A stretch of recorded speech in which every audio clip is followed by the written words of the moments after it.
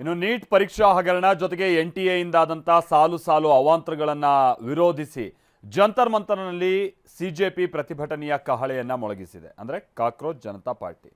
ಇದಕ್ಕೆ ಸಪೋರ್ಟಿವ್ ಆಗಿ ಬಂದಂತ ವಾಂಗ್ಚುಕ್ ಅವರು ಕಳೆದ 19 ದಿನಗಳಿಂದ ಕೇಂದ್ರ ಶಿಕ್ಷಣ ಸಚಿವ ಧರ್ಮೇಂದ್ರ ಪ್ರಧಾನ್ ರಾಜೀನಾಮೆಗೆ ಆಗ್ರಹಿಸಿ ಅವರು ಕೂಡ ಉಪವಾಸ ಸತ್ಯಾಗ್ರಹಕ್ಕೆ ಕೂತಿದ್ದು ಬಹಳ ಅಸ್ವಸ್ಥಗೊಂಡಿದ್ದಾರೆ.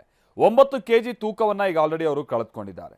ಹೀಗಾಗಿ ಉಪವಾಸವನ್ನ ತೊರೆಯುವಂತೆ ಬಹಳ ಒತ್ತಾಯ ಮಾಡ್ತಾ ಇದ್ರು ಕೂಡ ಅದ್ಯಾವುದಕ್ಕೂ ವಾಂಗ್ಚುಕ್ ಅವರು ಬಗ್ತಾ ಇಲ್ಲ.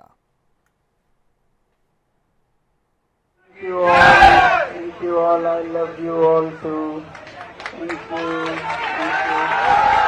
Thank you.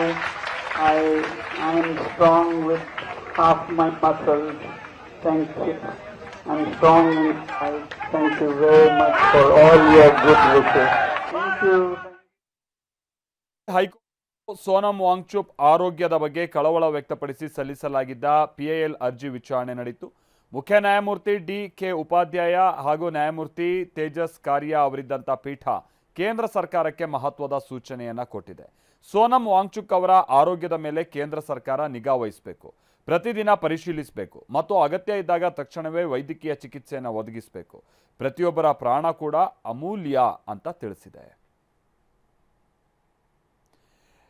ಇನ್ನು ಸಮಾಜವಾದಿ ಪಕ್ಷದ ಸಂಸದೆ ಡಿಂಪಲ್ ಯಾದವ್ ಸಿಜೆಪಿ ಪ್ರತಿಭಟನೆಯಲ್ಲಿ ಭಾಗವಹಿಸಿದ್ರು. ಸೋನಂ ವಾಂಗ್ಚುಕ್ ಜೊತೆ ಮಾತುಕತೆಯನ್ನ ನಡೆಸಿದ್ರು. ಅವ್ರ ಹೋರಾಟಕ್ಕೆ ಒಂದು ರೀತಿಯಲ್ಲಿ ಬೆಂಬಲ ಕೊಡೋ ರೀತಿಯಾಗಿ ಡಿಂಪಲ್ ಯಾದವ್ ಅವರ ಚಟುವಟಿಕೆ ಅಥವಾ ಅವ್ರ ಮಾತುಗಳು ಕೇಳಿಬಂತು.